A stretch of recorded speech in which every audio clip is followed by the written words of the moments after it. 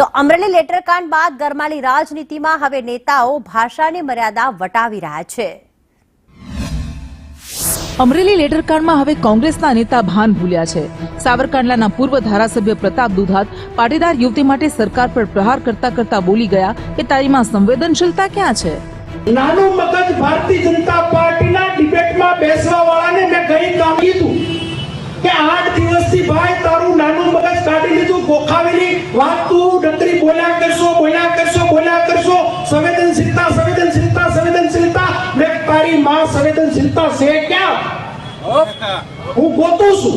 પ્રતાપ દુધાતના શબ્દો પર રાજનીતિ ગરમાઈ। ભાજપ પ્રવક્તા યજ્ઞેશ દવે કહ્યું, તમે જે બેન દીકરીની તમે પંચાયત કરવા નીકળ્યા છો તો બેન દીકરીની પંચાયત કરવા જ નીકળ્યા છો એટલા માટે શબ્દ વાપરું છું કે એનો જો બચાવ કરવા નીકળ્યા હોય તો કોઈની માં અને કોઈના પર આવા અંગત પ્રહાર ન કરો।